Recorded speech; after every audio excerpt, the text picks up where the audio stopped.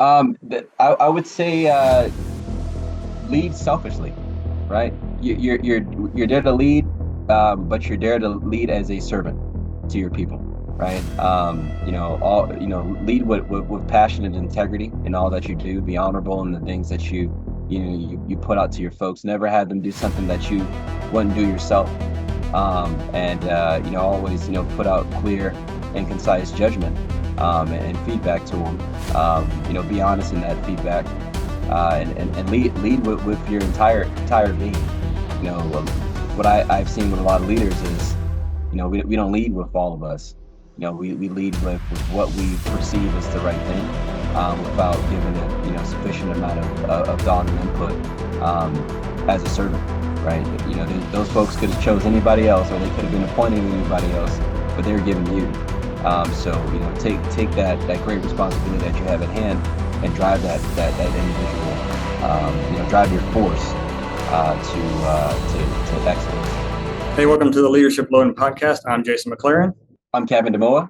Hey, Kevin, welcome to the show. Kevin is a Air Force and Army veteran. We'll get talking about that, how I got into that, and we'll start from there. So, Kevin, tell us about before you joined the military. What were you doing, and what led you to join the military?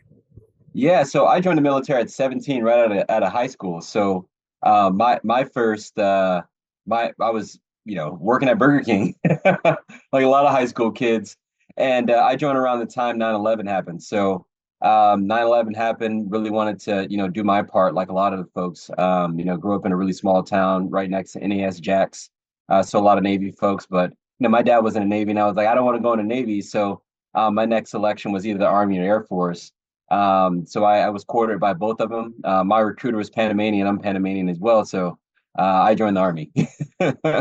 So you did the Army, and then later on you went in the Air Force? Or you swapped Yeah, over? I did. Yeah, I did active duty Army. I joined the Army as a Cav Scout, 19 Delta. I did 2 tours in Iraq with those guys with 3rd ACR. And then I said a cat only has 9 lives. And, I used a few of mine. So jumped out of that firefight into a different type of firefight. Then moved to California, joined the Air Force National Guard. I saw that California was on fire. This was 2006, 2007. And I wanted to do my part. So went down to the local fire station. They're like, well, if you're ex-military, you want you go down and talk to the Air Force guys. They're always fighting fires with us all the time. So jumped in my car, drove down to Camarillo, Port Hueneme, and talked to recruiters, and they're like, yeah, you can definitely, join. We need some help. So joined right there on the spot. Ended up going to tech school maybe two months after that, and then from 2007 to 2018, fought fires alongside the Mobile Air Firefighting System Unit in California. Yeah, I actually just saw a YouTube video about that where they convert the C-130, I think it is, to the airborne firefighting unit. And of course, me being a former Air Force firefighter, I didn't know that's what they did. I thought they just built them like that.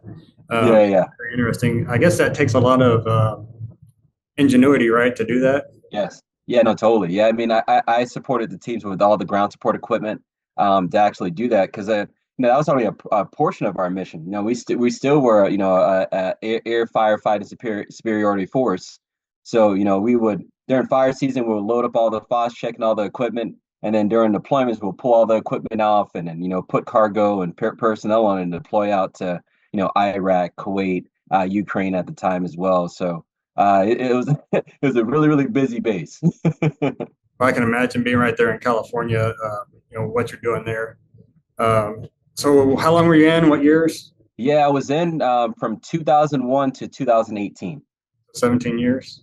17 years. 17 years. Retired, or you got out? No. So they gave me an early retirement. So while I was at the base, they gave all of us officers an out. So the Cal Fire was moving in. So our fire mission was starting to reduce. So depending on the number of years that we had in, they gave us early retirement if they didn't. And then at the time, I just recently got 100% disabled, my disability from the VA. So that was my kind of out as well. So I took my 100% and retired at the same time, and looked on to privatizing things. Yeah, let's lean into that. So once you got out, what did you look at doing? Did you? I mean, a lot of people just say, "Hey, I got 100% disability. I'm going to just ride this wave and sit on the couch and eat Cheetos all day." Yeah, no, totally. So what led you to do what you're doing now? Yeah, it was while I was in. So I was at the base as an AGR at the time. Active guard reserve. Basically a full-time job. And I got a call from SpaceX. This was me. It was like 2012, and I went to my commander and I said, "Hey, this space company wants to recruit me. This is before they went to the International Space Station, stuff like that." And my commander's like, "Don't do it. These guys. They already tried a couple times. They blew up. They'll never make it." Right, you'd be making a huge mistake. And I was like, dude, this is my opportunity to join something that's equivalent to NASA. So I took my shot. I joined the company pretty early, supported them with their ground support equipment design that they currently utilize to transport the rocket. And then I ended up standing up their flight module logistics department because when I was there was only two of us, me and a guy named Alan Merrick, and we were responsible for transporting, the smaller rocket, and then eventually everything else as the rocket built up. We built out the team. He went over to production. I stayed with logistics, and we built out this incredible organization. Was with them for about 4 years and saw them from nothing to what they're doing right now, recovering the first rocket. So that was really cool. So with that, with your Air Force and building out mobile Air Force firefighting units, and then SpaceX, basically you're in at the early days. There's probably lots of like I mentioned, ingenuity, but also leadership. Like you're leading teams. How big are your teams on these different places? Yeah, yeah, SpaceX was my first one. So in the Air Force, my team was pretty big. We had 50 folks underneath us. Transitioned to SpaceX. We started at a small team, and we ended up taking on the packaging operations for all the sites. So it got up to 140 folks that fell underneath flight module logistics. During packaging and shipping operations. And then further on down my career, went off to Romeo Power as their vice president of industrialization, specializing in logistics, manufacturing, industrial engineering. I'm at a team of 24 there at that startup, and then went off to XOS Trucks, had a team of 50. Then went to Canoe, I had a team of 70. And then from Canoe, went off to Harley Davidson, and I got a smaller scale back team of 15, Harley Davidson's e-mobility group, Serial One. Before I started my own things, Glide, and that's a company that I founded. And then right now we have a small team of three. We had a team of 17, reduced it back, but varying teams, small but mighty. I saw the larger teams was cool, but as we look at efficiency in robotics and automation, you really don't need to have very, very large amount of folks that roll underneath you. You just need a small but capable, nimble, agile force to really drive. And then that's where your leadership comes into play. Can you really drive a big machine with a small asset with small assets? And I think that's what I've crafted over time. Right now with Glide, we have, three individuals, and we run like a company of like 100, engineers, logisticians, operational folks, scientists, all to bring this great technology together. And we're tiny. Yeah, I think when you look at logistics, there's a lot of lean methodology in there. And are you trained on any of those lean processes, or you just put them into your systems? Yeah, I'm trained on them as well. So I'm a green belt and a black belt. I worked in Six Sigma for throughout my entire career. Started off in the military and the Air Force early on when we first adopted Lean Six Sigma, and then SpaceX was huge on Lean methodologies. So and then throughout my career, as it became more popular, those startups ended up taking them on as well. If I didn't bring them on as a part of my package that I brought to the company. And then would you like propose like people get those certifications even if they're not in logistics yet? Is that something they should do if they're looking at it? Yeah, I think so. I mean, I think that just having a lean mindset on how you cater to your life is really important, right? You end up taking out all the waste, that is not needed, and then you identify a quicker path to doing things, which ends up being simpler and easier, more cost effective and efficient as well. So, and I think for those that aren't familiar, like you start with a white belt. I guess you could jump straight to yellow belt if you want, but white is the first kind of just hey, this is what it is, and then yellow is the first operational belt. That's what I have in my yellow belt. Still working on getting my green and black belt. But yeah, I think once you take those tools and use them, you can run your organization a lot more efficiently, like you said, with less people. I know some people think less people is not a good thing, but if you can put that money towards other things, in operations and into capital and to infrastructure, Hmm. Eventually, you can hire more people once you Yep. get bigger. Cool. So you mentioned Glide. That's what you're doing now. Yes. What is Glide? Yeah, Glide is the world's first road to rail vehicle. That the move we essentially move cargo autonomously from road to rail. How it's done traditionally is you have a truck, and that truck pulls up to the train tracks, and then that cargo is offloaded via a crane or a forklift onto a train, and that process is called transloading.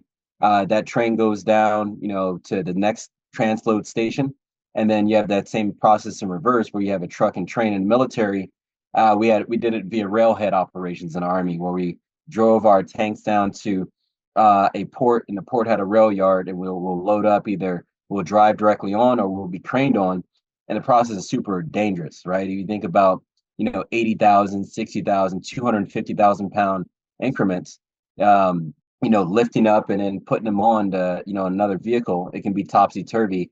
It's very dangerous. So we created the company to streamline that process while looking at alternative energy solutions like battery, electric powertrains, hydrogen powered powertrains, alternative energy like synthetic fuels or biofuels or LPG, to really reduce the carbon emissions while streamlining that road to rail process, and then making it autonomous, so that these things can do it all by itself. If you've seen the recent port strikes where folks are like, I don't want automation and all this other stuff. Well, I mean, if you look at other ports like Rotterdam, right? These guys move 140,000, 20-foot equivalent containers every single day. The Port of Long Beach, probably the most efficient port we have, only moves 70,000 TEUs per day, and they have a slight amount of automation. If you look at the ports that do not have any automation, they're moving 20,000, 30,000 TEUs per day, and they have folks that are getting hurt. They're polluting their communities. We recently ran a study where it showed that 70% of the folks that work at the port live by the port. So not only do they go to the port and they, put their lives at risk, they go home and their families at risk as well because of the carbonization. So we're looking to solve that problem for them as well with our technology. Is there like railroad air traffic control? Like, how do you, if these things are running down the rail, how do we make sure that they're in line where they need to be? Yeah, it's like air traffic control. They call it positive PTC, positive traction control. So the rail line, unlike road, is all on a schedule, right? You can never say, hey, you know what?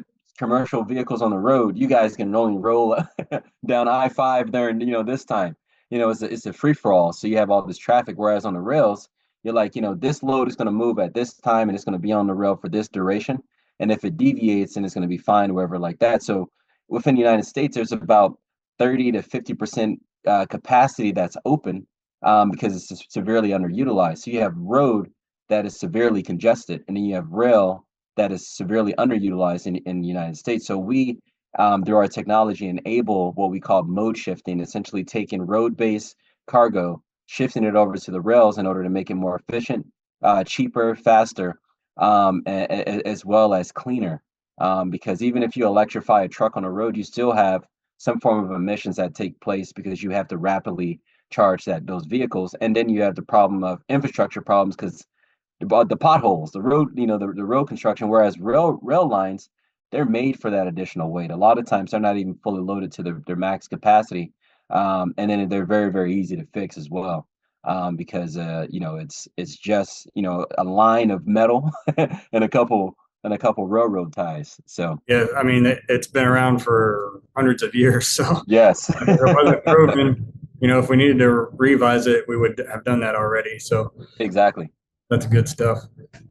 What has been one of your biggest challenges starting your own company? The biggest challenge, I guess, the first thing is inventing it, right? Inventing the problem, and then getting it out to the market, identifying if your thesis aligns with what's in the market and the problems that exist today, solving a real problem and not just creating more stuff that people think is cool, right? That's the first hurdle.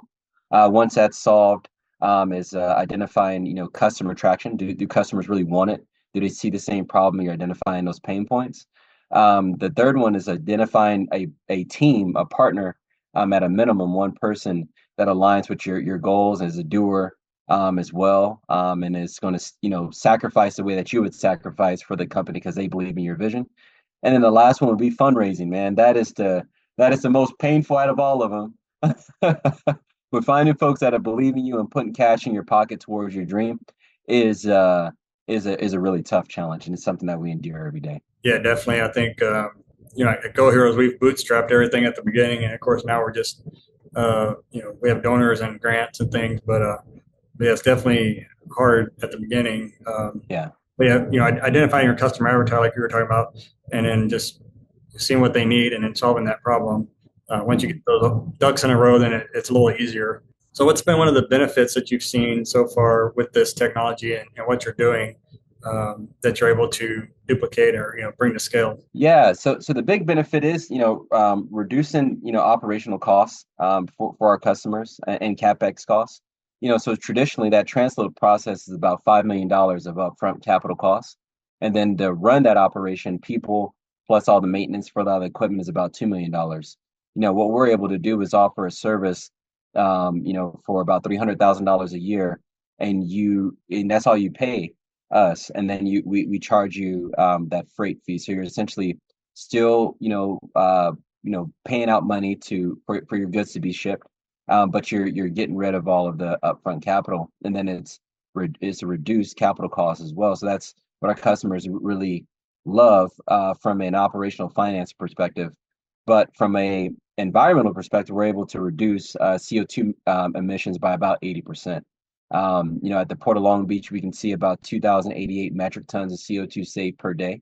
If we moved, the same equivalent amount of TEUs that they do. So that not only is it a customer benefit, it's an environmental benefit. And again, it reaches back to those marginalized and disadvantaged communities that don't have a choice. We're able to improve their air quality and their quality of life for them. Definitely, that sounds good. What did your military career help you with this? Your new business you're starting. How did that help you? Get this going. Yeah, discipline, man. Discipline, endurance, grit. We endure so much.